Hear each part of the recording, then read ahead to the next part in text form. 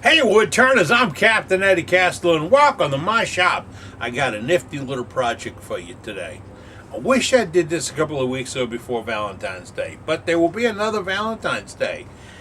And she has birthdays and anniversaries and all these other things. I'm talking about that special lady in your life, or special ladies in your life.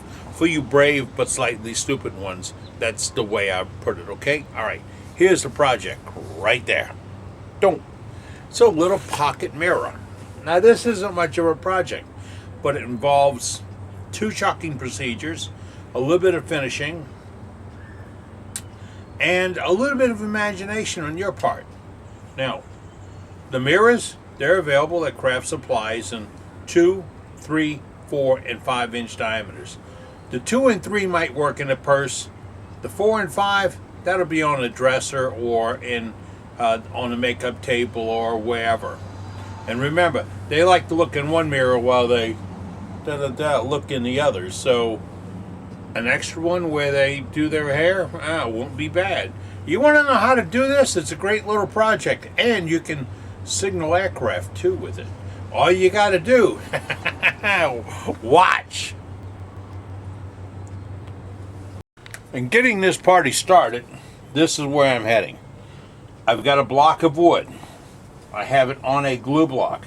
I put a glue block in here and I put a block of wood. Right now this is a piece of box elder. Really pretty coloring and the staining. See the red and all that's in there? That's going to be really pretty. Now, put it on there. Put it on with medium thick super glue. Medium thick CA. It's my preference on putting stuff on glue blocks. Then allow it to cure up a little bit. I didn't quickly accelerate it because that crystallizes the glue, and sometimes it's not good at all. The outside crystallizes and the inside never cures out. So let's just let it rest a little while, and then you're about ready to go. Speed on the lathe is about 1200 RPMs. I'm going to go at it with a 3/4 inch roughing gouge. No magic here. I want to show you a trick on setting up a jig for this in just a minute. Then we're going to knock the corners off.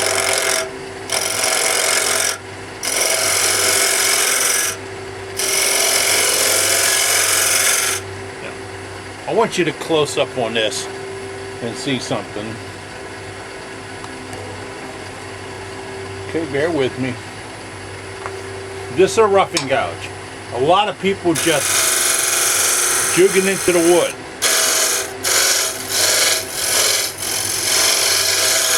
Because somebody called it a roughing gouge.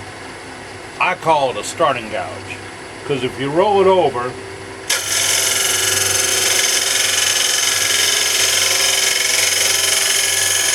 and you run that bevel,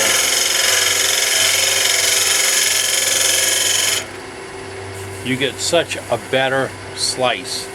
You don't destroy the wood, you don't tear big chunks out. So think about it. It is a bevel tool.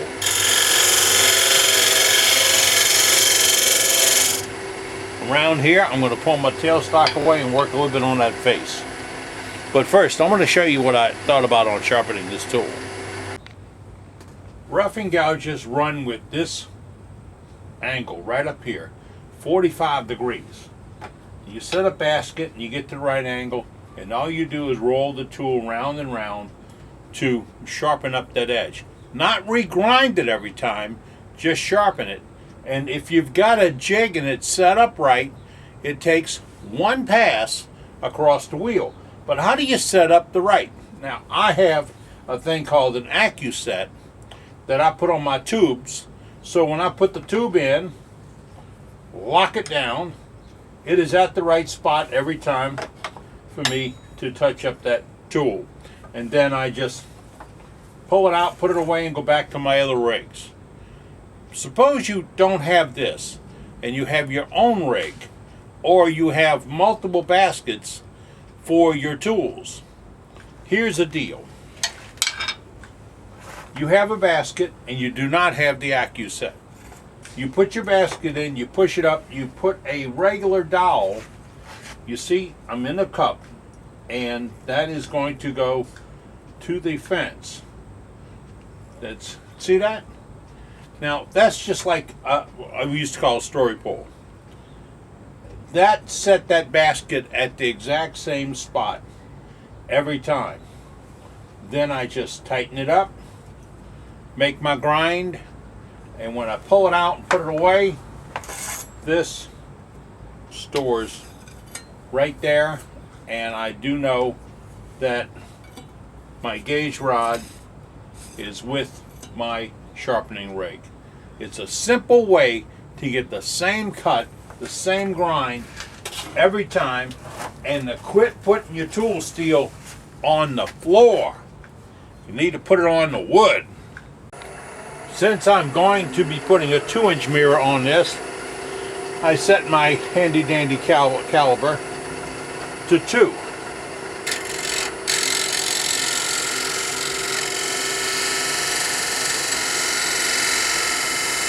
Right, you see the mark a little bit. Now, I'm not locked into that scribe. That's a great starting place to start for this. I'm going to use my Blue 2, which is a 3/8 rod and a 10.7 square cutter. I'm going to use my Blue 2 to get some stuff out the way. Normally that runs a little bit high, so bring it down to where the cutter is at the center. There we go.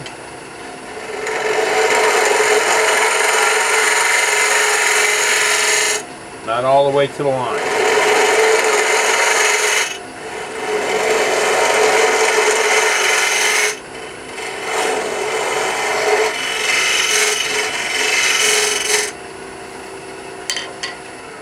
Why not all the way to the line? Because we're dealing with glass, and I can always pop this up here and take a look at it and say, all right, I need a little bit more. So then I whip out my little multi-tool.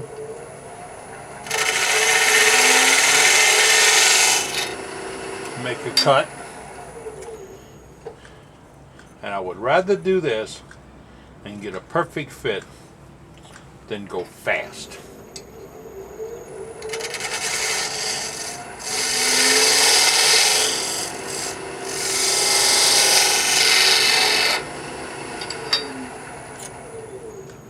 Fast is for racehorses, nice cars, and loose women.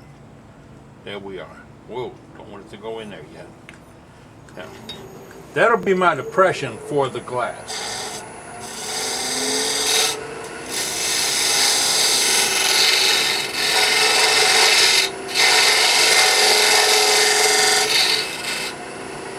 The reason I'm not in the center is if this piece moves, I don't want that center to puff out. It would normally happen that way. Now, I want to round off this edge.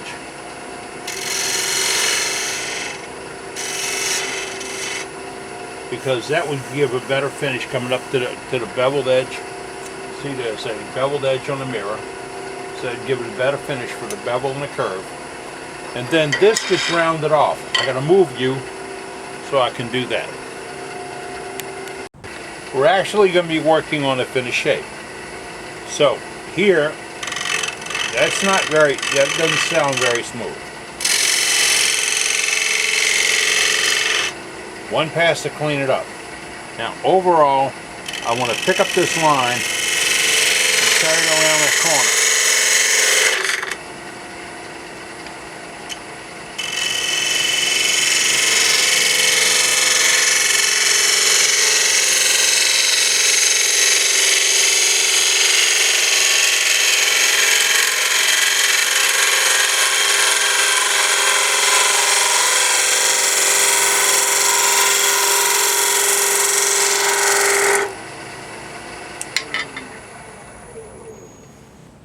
That was all cutting all the time. That is a very smooth finish on that going around. So I'm going to say that this will fit in here. Okay? I'm going to keep doing this and getting them stuck, or can't get them back out. And I'm not smart enough to put a piece of tissue under it, which would help get it back out. I do see where I need to reflatten the inside of this a little bit.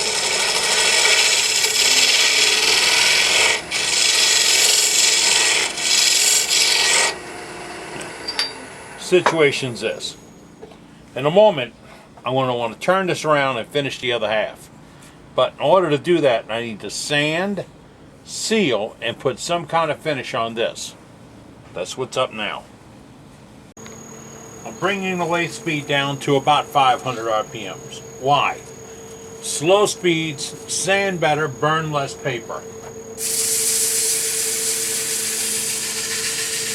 This is a Siasoft 180 by Vince Welsh at Vince's Wood Wonders. I often get asked, when you build that self-powered sander, Cap, why don't you sell those pads? You sell the bearing and the bushing? Yeah, I sure do. But I got a really good friend that sells the pads, and a guy that's pretty much a genius in sanding, Vince Welsh. So, here, why don't you just call this phone number right across the bottom down here and talk to Vince Welsh, and he'll set you up with what you need.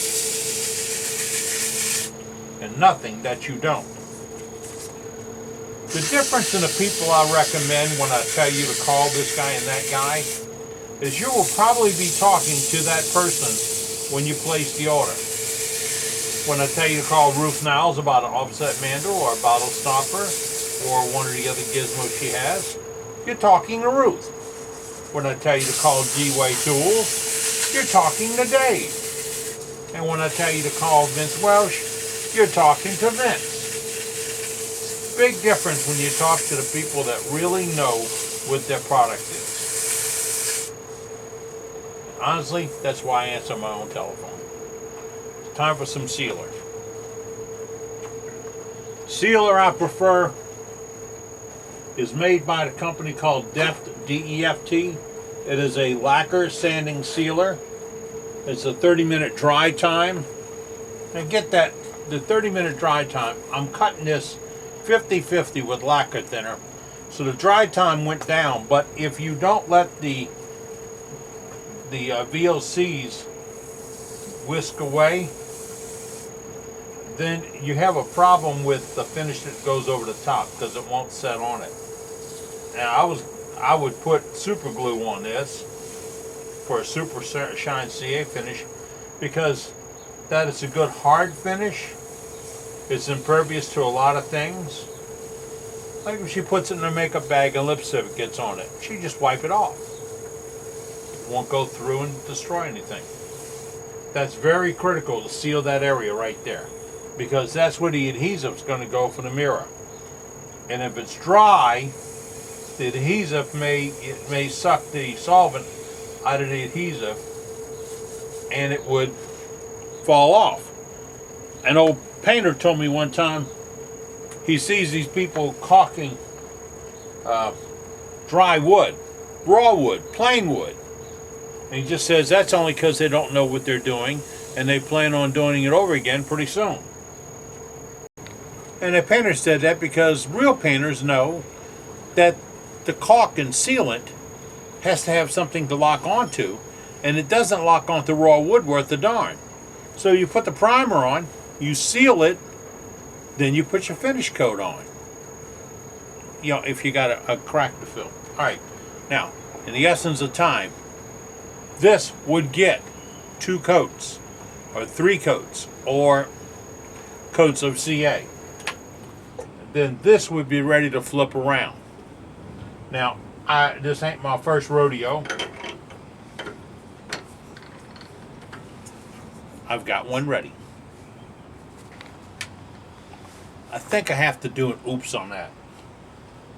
I do a Ustream on Wednesday evenings and Saturday mornings. Ustream is a live broadcast from this shop. And you're invited to join us if you're looking to join us on Wednesdays or Saturdays. Go to my homepage on my website, and there'll be a Ustream link down on the bottom left-hand corner. Click on that. Now, all the old Ustreams are stored, but last night I did this same type of project on Ustream, for the guys and gals. And I used up my sample because I had started this project a couple of days ago. Got a little preoccupied with making tools and didn't get back to it. That is a square of double stick tape by Sure Tape. This is a block that's got a receiver cut on the face of it, just to the pressure that sticks a little bit proud. I'm going to use this over and over and over again. Now, put the block on, bring up my tailstock. Now we let it rest about 10 minutes or so. That glue is going to set up for that faceplate, and I'll be able to come back and remove. Well, I'll show you when we want to come back. But first, let me tell you how you can become a hero. It's pretty simple. Right there. Watch. Great Americans. Yeah, they win the Daytona 500 and wave a flag out the car window. They win a medal at the Olympics and drape it over them, or hey, go America. Or they just stay home in their workshop and they do this. They turn a Freedom pen. Yeah, Freedom pens. Let me tell you, the project is to where we woodturners turn pens for our troops. We've done over 160,000. Team Blackhawk did as many as everybody else in the world combined last year. And I'm asking you to join Team Blackhawk and turn a pen. A simple trim line pen. Got my 3 sergeant stripes on the top. It's Purple Heart. It's nice. It's easy. It's the way for you to do something that makes a difference. So why don't you turn a Freedom pen? If you want to be part of the program, email me at this address, and I'll tell you how to get a hold of the Sarge, and we will get you into Freedom pens. It really does make a difference. Thank you. The Sure brand double stick tape, or Sure Tape double stick tape, is now set up. It's been about 15 minutes. While I was doing this, I went ahead and got some blanks cut out for another round of these. Now, I'll tell you what. The mirror cost about $2.45, $2.20 if you buy them in bulk. And they all come from Craft Supplies. Now, you take a $2.20 mirror, a scrap a shop drop, and about a half an hour's worth of work, and you've got yourself a $10 flea market item. Or farmer's market item. Or a really nice gift for a lovely lady. And I'll tell you how to sell it to her in a minute. But we're going to remove this glue block off the bottom of here. Speed is right at 800 RPMs. D-Way Tools parting tool.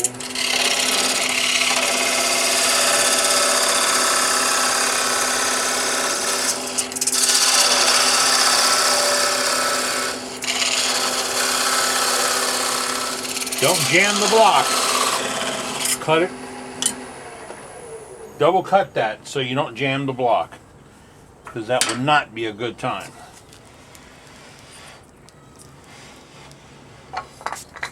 Now, this is almost getting to the point where I can't use it again, but I'll try. If I face it up, it might work. Now, this is the block. I want to get you closer so you can see what we're going to do. Might seem to be a little bit of a strange angle, but I want you to see the thickness and the face all at the same time. Speed's going to go to about 1200, 1400 RPMs. And I'm going to take this face off. Now, I didn't do pull cuts because I don't want to tear things up. I'm going to make pushing cuts. I'm going to read that edge and push it across.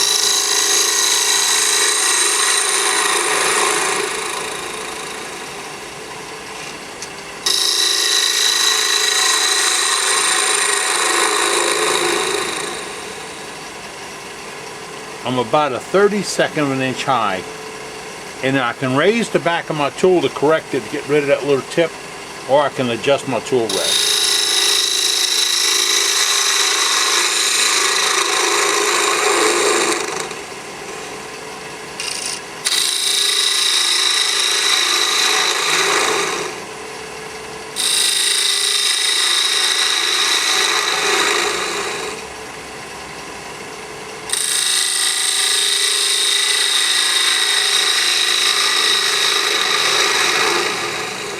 You don't want this to be too thick if it's going to go in her purse or her bag. Or she'll throw it at you if she catches you. Never mind.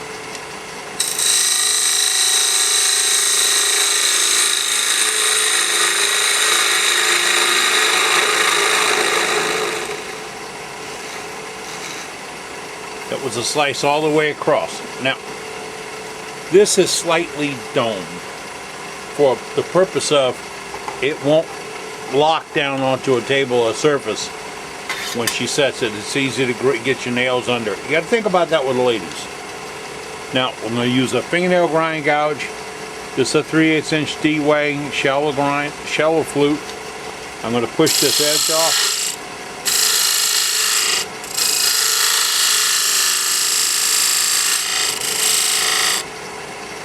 I want to look over the top and see if it matches the other profile. I can shear scrape a little bitty bit.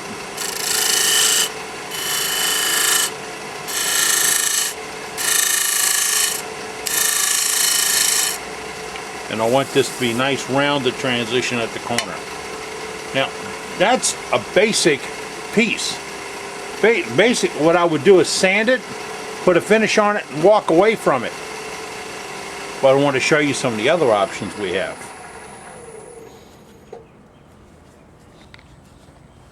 We have a nice smooth bottom across here, ready to go. You want to add a little art to it, you can. Let's start with this. This is a beading tool. This is made by D-Way Tools. It cuts like this. So we come in here and we put a couple of grooves. We don't beat it, we just use it for a grooving device.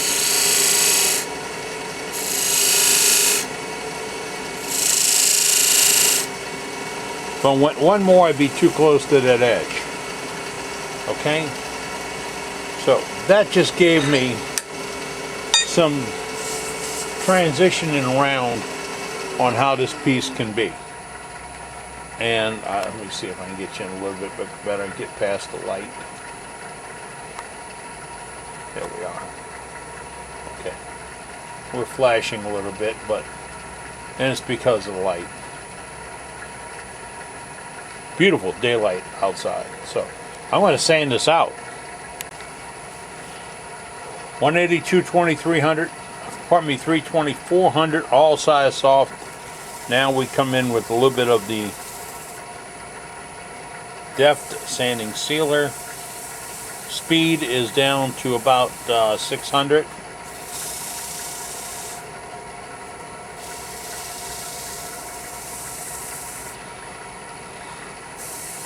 I will put a coat or two of this. I will let it rest about 15-20 minutes to let the VOCs blow off, and then I'll start a little bit of CA finish on it. Now with the rings, you can see what I was talking about. It added some character to the piece. It had beautiful grain going across. It is a pretty piece of box elder. One of you guys sent it to me in a box of goodies, and I really appreciate it. It's making some nice pieces. After it sets up, and you've done the CA finishing, you polished it, then you just get a little finger grip on it, and you can pop it off. Now, there's a little residual tape in the bottom of it, but I'd use that E6000 glue and put the mirror in with that. Now, if I put this in right now with this tape, it will look just like this one. And I did this with the tape, and I can't get it back out. So the tape is not a bad way to go. It's Shure brand double stick, Shure tape, SHURTAPE, double stick tape. It used to be available at Lowe's. Somebody at Lowe's told me it's coming back, but I really, honestly, don't trust Lowe's. So, with all that in mind, this is a nice little project, and you can have a little fun at it. Now, I did tell you that they use it to look in the mirror at the back of their head and make sure everything's done right. But also, if you're sitting in a restaurant and you're checking out somebody on Beyond, they will pop it up and go, "So, You like the brunette with the big knockers, don't you? This can be a death. No man. So don't give her a big one for the purse. That gives her detail. And they're phony too. Look at them. One side's lower than the other. You don't. Why fuel a fire? You don't want that. Oh yeah. By the way, put a piece of white paper over it. Just a little piece of white tape, cheap white tape, and write on it. Beneath this is the prettiest girl in the world. And when she pulls it away, she's looking at that. Unless she's got it pointed towards me, and then she'll throw up. That's all. Hey, this is a great little project. I think I've given you all you need, and then some. Simple little project. We took a little block of wood less than 3 inches across, under 3/4 inch thick, which is shop scrap. We added a little $2 mirror to it that we got from Craft Supplies, right? Oh, and by the way, you want that depression big enough the way the mirror doesn't sit on the surface when they lay it down also. So make sure you check that depth. You don't want to be too shallow. We did that. What did you really do today? You built some skills. You learned how to do a plunge cut. You worked off of a glue block. You put a quick finish on something. Then you turned it around and you used double stick tape to make a jam chuck. And then you did the back, you decorated it, you got a little chance to be artistic. You made cuts using a gouge that were actually cuts. There was very little sanding required on this piece. I mean, I went 180, 223, 2400, boom, boom, boom, boom, because all I was doing was redressing the surface, not removing tears and scrapes and notches and all that other stuff. So I learned how to use my tools. It's called the Skill Builder. And when you do these, you normally come out with something that somebody else can look at and say, oh, that's nice. And then you can say, I made it for you. Yeah, nieces, grandkids, cute neighbors, always, everybody loves to have a mirror. Everybody. So get out in the shop, play around with it, make a few, and give them away. Yeah, and oh yeah, by the way, the depression, make sure it's deep enough now. All right. Well, I'm Captain Eddie Castellan. Thanks for joining us today as we've been making shavings. You take care, be good. I got to do something about the image in this one. It's bad, man. I actually do better if I mount the mirror backwards for once I want.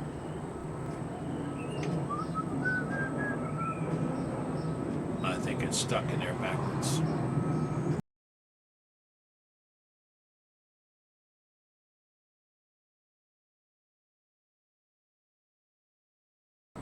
Hey, Eddie Castellan again. You into carbide cutters? Everybody's getting into carbide cutters. Really. It's the big thing right now, especially for new turners who are sharp and challenged. You can't really get the tools to cut the way you want them because you can't sharpen them the way they need to be sharpened. Well, the solution is carbide cutters. And the solution for carbide cutters is right here. www.eddiecastellan.com. Tell you what you do. I don't care where you bought your cutters at, what kind of tool you have. Measure your cutters. Go to my cutters only page on my website and take a look at it. Yeah, this website. Go there and look at the cutters only page and match them up. I have cutters that fit that other guy's tool. I have cutters that fit that other guy's tool. I have cutters that fit that other guy's tool. So measure your cutters, go to my site and check it out. And if you really need help, all you got to do is give me a call. There's a number right there. See that number? Call that number and ask me for help. Tell me what you want. And when you call that number, you can combine orders and put them on your credit card. Yeah. All right? So if you're into carbide, you need to be into me. Thank you.